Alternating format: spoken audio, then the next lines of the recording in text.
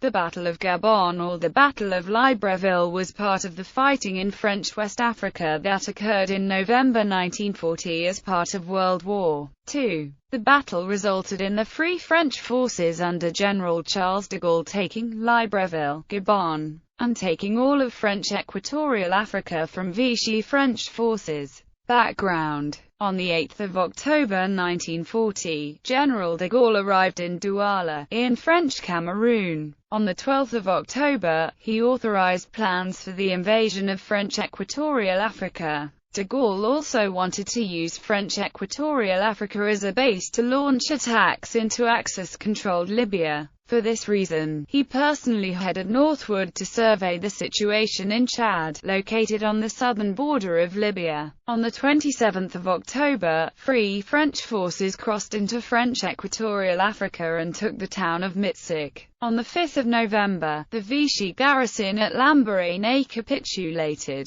Their goal was to take Libreville, French Equatorial Africa. Battle. On 8 November 1940, depth charges from the Shoreham-class sloop HMS Milford damaged the Vichy Redoutable-class submarine Poncelet, which was then scuttled off Port Gentil. Koenig's forces landed at Point La Mondar. His forces included French legionnaires, Senegalese and Cameroonian troops. On 9 November, Westland Lysander aircraft operating out of Douala bombed Libreville Aerodrome. The aerodrome was eventually captured, despite stiff resistance met by Koenig's force in its approach. Free French naval forces, including the Bougainville-class of Issou-Savon and de Brazza, attacked and sank her sister ship, the Vichy French Bougainville. On 12 November, the final Vichy forces capitulated at Port Gentil. Governor Masson, despairing of his actions, committed suicide.